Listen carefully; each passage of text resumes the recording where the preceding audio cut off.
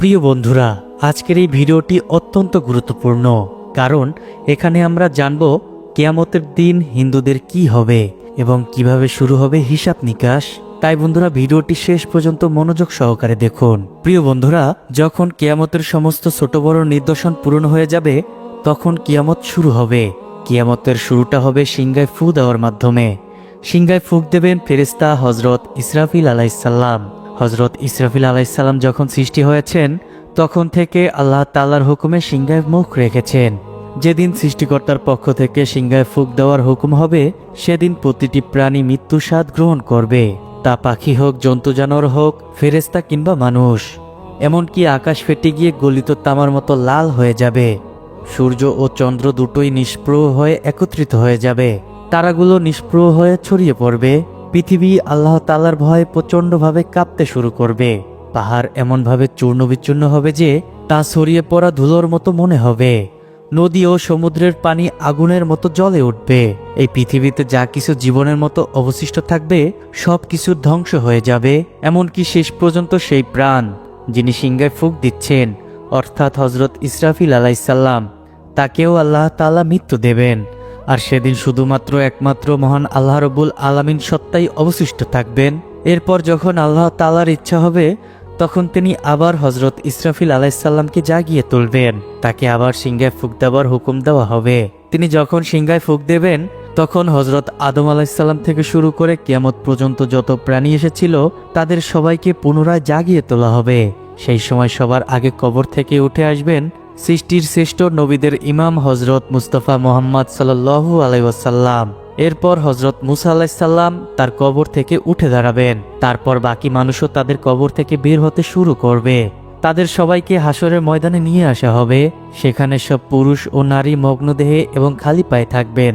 কিন্তু ভয় ও আতঙ্কের কারণে কেউ কারো দিকে তাকানোর সাহস পাবে না, কারণ হাসরের ময়দানে সূর্য 10 গুণ বেশি তীব্র হবে। প্রত্যেকে মনে করবে যে সূর্য পৃথিবী থেকে কয়েক গজ দূরে রয়েছে। তীব্র রোদের কারণে মানুষে ঘামে ভিজে যাবে। সেদিন 7 ধরনের মানুষ আল্লাহর আরশে ছায়া পাবেন। নবী সাল্লাল্লাহু আলাইহি ওয়াসাল্লাম বলেছেন, রোদ আর তৃষ্ণার কারণে মানুষ ছটফট করবেন। কেউ কারো অবস্থায় জিজ্ঞাসা করার মতো অবস্থায় থাকবে না। এই অবস্থায় হাজার হাজার বছর কেটে যাবে। তারপর মানুষ পেরেশান হয়ে নিজেদের মধ্যে পরামর্শ করে হজরত আদম আলাইসাল্লামের কাছে যাবে এবং বলবে, হে আমাদের পিতা, আমাদের পক্ষে এগিয়ে যান এবং আল্লাহর কাছে আরজ করুন যে, হে আল্লাহ, এই কঠিন অবস্থা সহ্য করা আমাদের পক্ষে কঠিন। আমাদের হিসাব নিয়ে নিন, যাতে আমরা জানতে পারি আমাদের গন্তব্য কোথায়। এই কষ্ট আমাদের সহ্যের বাইরে। কিন্তু হজরত আদম আলাইসাল্লাম তখন বলবেন, না, আমি একটি ভুল করে ফল খেয়েছিলাম এবং সেই ভুলের জন্য 300 বছর কেঁদে কেঁদে ক্ষমা প্রার্থনা করেছিলাম। হাদিসে এসেছে, সমস্ত মানুষের কান্নার আংশিক অংশের তুলনায় হজরত আদম আলাইসাল্লামের 300 বছরের কান্নার পরিমাণ ছিল 9 ভাগ। এত কান্নার পর আল্লাহ তাআলা তার তওবা কবুল করেছিলেন। এরপর তিনি বাইতুল শরীফ নির্মাণ করেন এবং 30 বার হজ করেন পায়ে হেঁটে। কিন্তু কিয়ামতের দিন তিনি তবুও বলবেন, না, আমি আল্লাহর সামনে যেতে লজ্জাবোধ করছি। চিন্তা করুন, হজরত আদম আলাইসাল্লামের তওবা কবুল হয়ে গেছে, তবুও তিনি এমন বলছেন, আমরা যদি আমাদের গুনাহ নিয়ে তওবা না করে মারা যাই, তাহলে কিয়ামতের দিন আল্লাহর সামনে দাঁড়ানো আমাদের জন্য কতটা কঠিন হবে। এরপর হজরত আদম আলাইসাল্লাম সবাইকে বলবেন, তোমরা হজরত নূহ আলাইসাল্লামের কাছে যাও। তখন সমস্ত মানবজাতি হজরত নূহ আলাইসাল্লামকে খুঁজতে শুরু করবে। যখন তাকে পাওয়া যাবে, তখন মানুষ তার কাছে আরজ করবে, হে দ্বিতীয় আদম, আমাদের জন্য আল্লাহর কাছে সুপারিশ করুন এবং আমাদের তার সামনে পেশ করুন। কিন্তু হজরত নূহ আলাইসাল্লাম বলবেন, না, আমি আমার ছেলের জন্য দোয়া করেছিলাম, আর আল্লাহ তাআলা বলেছিলেন, হে নূহ, এমন দোয়া করো না, আমি সেই হুকুমের ভয়ে ভীত। আমি কেন সেই দোয়া করেছিলাম তা ভেবেই আমি আল্লাহর কাছে ক্ষমা চেয়েছিলাম, তাই আমি আল্লাহর সামনে পেশ হতে পারবো না। হজরত নূহ আলাইসাল্লামের আসল নাম ছিল আব্দুল গাফফার, কিন্তু তিনি সেই দোয়া করতে গিয়ে এত কাঁদলেন যে তার নাম হয়ে গেল নূহ, যার অর্থ ক্রন্দনকারী। এত কান্নার পরও কিয়ামতের দিন আল্লাহর সামনে যেতে তিনি ভয় পান। তাহলে আমাদের কথা একবার চিন্তা করুন। যারা গুনাহের জন্য কাঁদি না, বরং গুনাহের জন্য খুশি হয়ে অন্যদের কাছে তা প্রকাশ করি, কিয়ামতের দিন আমরা কিভাবে আল্লাহর সামনে দাঁড়াবো একবার ভাবুন। এরপর হজরত নূহ আলাইসাল্লাম সবাইকে বলবেন, তোমরা হজরত ইব্রাহিম আলাইসাল্লামের কাছে যাও। তখন সমস্ত মানবজাতি হজরত ইব্রাহিম আলাইসাল্লামকে খুঁজে তার কাছে আরজ করবে, হে আল্লাহর খলিল, আমাদের আল্লাহর সামনে পেশ করুন। কিন্তু তিনি তখন বলবেন, না, আজ আমি আল্লাহর কাছে যেতে ভয় পাচ্ছি, কারণ আমার জীবনে 3টি ঘটনা ঘটেছিল যা মাসলেহাতের জন্য হলেও সত্যের বিপরীত ছিল। প্রথম ঘটনা ছিল তার কম তাকে কোথাও নিয়ে যেতে চেয়েছিল, কিন্তু তিনি বলেছিলেন আমি অসুস্থ। আসলে তাদের সাথে যাওয়া আধ্যাত্মিক অসুস্থতার মতো ছিল, তাই তিনি তাদের কাছে অজুহাত দেখিয়েছিলেন। কোরআনে আল্লাহ বলেছেন, তিনি বলেছিলেন আমি অসুস্থ। এখানে তিনি অসুস্থতার অজুহাত দেখিয়েছিলেন যা সত্যের বিপরীত ছিল, তাই তিনি বলবেন আমি আল্লাহর সামনে যেতে লজ্জা পাচ্ছি। দ্বিতীয় ঘটনাটি ছিল তিনি তার স্ত্রী হজরত সারা রাদিয়াল্লাহু তাআলাকে নিয়ে মিশরের কাজ দিয়ে যাচ্ছিলেন। সেখানে এক জালেম বাদশা ছিল। সে তার সৈন্যদের বলেছিল, যেখানে সুন্দরী নারী দেখবে তাকে ধরে আমার কাছে নিয়ে এসো। আল্লাহ তাআলা হজরত সারাকে অপূর্ব সৌন্দর্য দিয়েছিলেন, তাই সৈন্যরা তাকে সেই বাদশার কাছে ধরে নিয়ে যায়। সেই বাদশার নিয়ম ছিল যদি কোনো নারীর স্বামী থাকে তাহলে তাকে হত্যা করা হতো, কিন্তু ভাই বাবা থাকলে তাকে হত্যা করা হতো না, তবে অন্যায় করা হতো। হজরত ইব্রাহিম আলাইহিস সালামের কাছে যখন জিজ্ঞাসা করা হলো তুমি এই নারীর কে হও, তখন তিনি নিজের জীবন বাঁচাতে বললেন এ আমার বোন। আল্লাহ তাআলা বলেছেন ইমানদাররা ভাই ভাই, তাই ইমানের দিক থেকে হজরত সারাকে তিনি বোন বলেছিলেন। এটি শরীয়তের দৃষ্টিকোণ থেকে জায়েজ ছিল, কারণ জীবন বাঁচানোর জন্য হারাম ও হালাল হয়ে যায়, তবু তিনি এই কথার জন্য লজ্জাবোধ করবেন। তৃতীয় ঘটনাটি হলো তিনি একবার মূর্তি ভেঙেছিলেন। যখন কাফিরেরা তাকে জিজ্ঞাসা করলো আমাদের মাবুদকে কে ভেঙেছে, তিনি তখন বললেন তোমরা তাকে জিজ্ঞাসা করো যাকে তোমরা বড় মনে করো। তিনি মূর্তি ভেঙে কুড়ালটি বড় মূর্তির কাঁধে রেখেছিলেন, তাই তিনি বললেন বড় মূর্তির কাছে জিজ্ঞাসা করো। এটি তেমন বড় কথা না হলেও কাফরদের বোঝানোর জন্য করা হয়েছিল, কিন্তু এটি সত্যের বিপরীত ছিল, তাই তিনি বলবেন আল্লাহর খলিল হওয়া সত্ত্বেও আমি আল্লাহর সামনে যেতে লজ্জা পাচ্ছি। আমরা যারা দিনরাত মিথ্যা কথা বলি, মিথ্যা কসম খাই, অন্যের সামনে নিজের দোষ ঢাকতে মিথ্যা বলি, কিয়ামতের দিন আমাদের কতটা লজ্জাবোধ হবে তা একবার ভাবুন তো। এরপর হজরত ইব্রাহিম আলাইহিস সালাম বলবেন তোমরা হজরত মুসা কালিমুল্লাহর কাছে যাও। তখন সমস্ত মানবজাতি হজরত মুসা আলাইহিস সালামের কাছে গিয়ে বলবে হে কালিমুল্লাহ আমাদের জন্য সুপারিশ করুন, কিন্তু তিনি তখন বলবেন না, আমি সুপারিশ করতে পারবো না, কারণ একবার আমি আমার বিরোধী এক ব্যক্তির সাথে ঝগড়া করেছিলাম। নসিহতের জন্য তাকে আমি একটি ঘুষি মেরেছিলাম যাতে সে বুঝতে পারে, কিন্তু সেই ঘুষিতে সে মারা গিয়েছিল। আমি আল্লাহর কাছে ক্ষমা চেয়েছিলাম, কিন্তু তবুও সে আমার ঘুষিতে মারা গিয়েছিল, তাই আমি আল্লাহর সামনে যেতে লজ্জা পাচ্ছি। তারপর হজরত মুসা আলাইহিস সালাম বলবেন তোমরা হজরত ঈসা আলাইহিস সালামের কাছে যাও। তখন সমস্ত মানবজাতি হজরত ঈসা আলাইহিস সালামের কাছে গিয়ে বলবে, কিন্তু তিনি বলবেন না, আমি আল্লাহর সামনে যেতে ভয় পাচ্ছি, কারণ আমার উম্মত আমাকে আর আমার মাকে আল্লাহর সাথে শরীক করে ফেলেছিল। আর যদি আল্লাহ আমাকে জিজ্ঞাসা করেন তুমি কি বলেছিলে আমার সাথে তোমাকে আর তোমার মাকে শরীক করতে, তাই আমি আল্লাহর সামনে যেতে ভয় পাচ্ছি।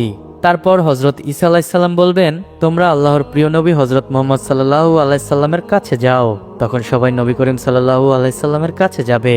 সেই সময় আল্লাহ তাআলা নবীদের জন্য মিম্বাহ তৈরি করবেন। সব নবী তাদের নিজ নিজ মিম্বাহে বসবেন।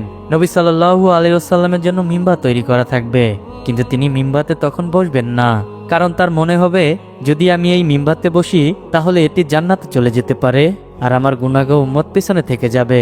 তখন আল্লাহ তাআলা জিজ্ঞাসা করবেন হে আমার প্রিয় বন্ধু আপনি মিম্বাতে বসছেন না কেন? তখন তিনি বলবেন হে আল্লাহ আমার উম্মতের গুনার বিষয় এখনো ফয়সালা হয়নি, আমি কিভাবে মিম্বারে বসবো? তখন আল্লাহ তাআলা তার উপর একটি বিশেষ তাল্লাজি প্রকাশ করবেন। নবী করিম সাল্লাল্লাহু আলাইহি সাল্লাম বলেছেন সেই তাল্লাজির কারণে আল্লাহ তাআলা আমাকে মাকামে মাহমুদ দান করবেন। আমি সেখানে গিয়ে একটি সিজদা করব এবং সিজদায় আল্লাহর এমন প্রশংসা করব যা এর আগে কেউ করেনি এবং পরেও কেউ করবে না। কান্না অবস্থায় আমি সিজদা করব, আল্লাহ তাআলা আমার সেই সিজদা কবুল করবেন এবং জিজ্ঞাসা করবেন হে আমার প্রিয় বন্ধু আপনি কি চান? আমি বলবো হে আল্লাহ আপনার বান্দাদের হিসাব নিয়ে নেন। আল্লাহ তাআলা বলবেন ঠিক আছে। হাদিসে এসেছে যখন অনুমতি দেওয়া হবে তখন নবী করিম সাল্লাল্লাহু আলাইহি সাল্লাম হযরত আবু বকর রাদিয়াল্লাহু তাআলা আনহুর হাত ধরে আল্লাহর সামনে পেশ করতে চাইবেন যাতে হিসাব শুরু হয়। এটি শুনে হযরত আবু বকর রাদিয়াল্লাহু তাআলা আনহুর চোখে পানি এসে যাবে। তিনি বলবেন হে আল্লাহর নবী সাল্লাল্লাহু আলাইহি সাল্লাম আমি জীবনের শেষ সময় মুসলিম হয়েছিলাম, আমার জীবনের বেশিরভাগ সময় ইসলামের আগে কেটেছে, তাই আমি চাই না আমাকে আগে পেশ করা হোক। কিন্তু আল্লাহর প্রিয় নবী বলবেন হে আবু বকর তোমাকে এগিয়ে যেতে হবে। তখন হযরত আবু বকর রাদিয়াল্লাহু তাআলা আনহু এগিয়ে যাবেন এবং নবী সাল্লাল্লাহু আলাইহি সাল্লাম যা করেছিলেন তিনিও তাই করবেন। তিনি আল্লাহর সামনে সিজদায় পড়ে যাবেন এবং কাঁদতে শুরু করবেন। কিতাবে লেখা আছে আবু বকর সিদ্দিক রাদিয়াল্লাহু তাআলা আনহু এত কাঁদবেন যে আল্লাহ তাআলা বলবেন, হে আমার প্রিয় নবীর ঘনিষ্ঠ বন্ধু, তুমি কাঁদছো কেন? সিজদা থেকে মাথা তুলে বলো তুমি কি চাও। আল্লাহ তাআলা তার সিজদা কবুল করবেন এবং তার উপর একটি বিশেষ তাল্লাজি প্রকাশ করবেন। হাদিসে এসেছে কিয়ামতের দিন আল্লাহ তাআলা সবার উপর তাল্লাজি প্রকাশ করবেন, কিন্তু হযরত আবু বকর রাদিয়াল্লাহু তাআলা আনহুর উপর বিশেষ তাল্লাজি প্রকাশ করবেন। আল্লাহ তাআলা তার প্রিয় নবীর এই বন্ধুর প্রতি এত খুশি হবেন যে তার উপর বিশেষ তাল্লাজি প্রকাশ করবেন। তারপর হযরত ওমর রাদিয়াল্লাহু তাআলা আনহুকে পেশ করা হবে।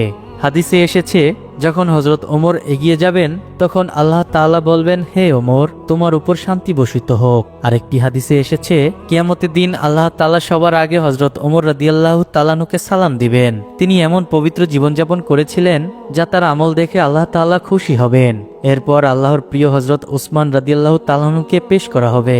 কিতাবে লেখা আছে যখন হযরত উসমান রাদিয়াল্লাহু তাআলা আনহু আল্লাহর সামনে পেশ হবেন তখন আল্লাহ তাআলা তার হিসাব খুব দ্রুত নিয়ে নেবেন। এরপর হযরত আলী রাদিয়াল্লাহু তাআলা আনহুকে আল্লাহর সামনে পেশ করা হবে। হাদিসে এসেছে কিয়ামতের দিন সবচেয়ে সহজ ও দ্রুত হিসাব হবে হযরত আলী রাদিয়াল্লাহু তাআলা আনহুর। যখন নবী করিম সাল্লাল্লাহু আলাইহি সাল্লামের 4 বন্ধু পেশ হয়ে যাবেন তখন আল্লাহ তাআলার জালাল জামালের রূপান্তরিত হবে। তিনি বলবেন, আজ আমার নেক বান্দাদের আলাদা করো। তখন কাফের ও মুশরিকদের একদিকে এবং নেক বান্দাদের আরেক দিকে আলাদা করা হবে। এরপর সবার আমলের হিসাব নেওয়া হবে। তারপর আল্লাহ তাআলা বলবেন, জাহান্নামের উপর দিয়ে পুলসিরাত পার হয়ে নেক লোকেরা জান্নাতে যাও। যখন মুমিন বান্দারা পুলসিরাত পার হতে শুরু করবেন তখন কিছু মুমিন এমন হবেন যারা বিদ্যুতের গতিতে পার হয়ে যাবেন। কেউ বাতাসের গতিতে, কেউ ঘোড়ার গতিতে, কেউ দৌড়ানো মানুষের গতিতে, কেউ হাঁটার গতিতে, আর কেউ হামাগুড়ি দিয়ে পার হবেন। যারা পুলসিরাত পার হয়ে যাবেন আল্লাহ তাআলা তাদের জান্নাত দান করবেন। যখন তারা পুলসিরাত পার হয়ে যাবেন তখন নবী করিম সাল্লাল্লাহু আলাইহি সাল্লাম মনে করবেন, আমার উম্মতের সবাই আমার সাথে এসে গেছে এবং জাহান্নাম থেকে মুক্ত হয়েছে। তিনি তাদের নিয়ে জান্নাতে প্রবেশ করবেন। কিন্তু যে মুসলিমরা পুলসিরাত পার হতে গিয়ে জাহান্নামে পড়ে যাবেন তাদের শাস্তি হবে। প্রিয় বন্ধুরা, কিয়ামতের দিন এই ভয়াবহ দৃশ্য আমাদের সতর্কবার্তা। আজ আমরা যে গুনাহকে গুনাহ বলে মনে করি না, সেই গুনাহ নিয়েই যদি মৃত্যুবরণ করি তবে কিয়ামতের দিন আল্লাহর সামনে দাঁড়ানো আমাদের জন্য কঠিন হবে। তাই আসুন আজই আমরা তওবা করি, নেক আমলে ফিরে আসি এবং আমাদের আমলনামা সুন্দর করার চেষ্টা করি। তো বন্ধুরা, এই ছিল আজকের ভিডিও। আশা করছি আজকের ভিডিওটি আপনাদের সবার অনেক ভালো লেগেছে। যদি ভিডিওটি ভালো লাগে তাহলে অবশ্যই লাইক কমেন্ট করে আপনার বন্ধুর সাথে শেয়ার করুন আর অবশ্যই চ্যানেলটি সাবস্ক্রাইব করুন। আসসালামু আলাইকুম।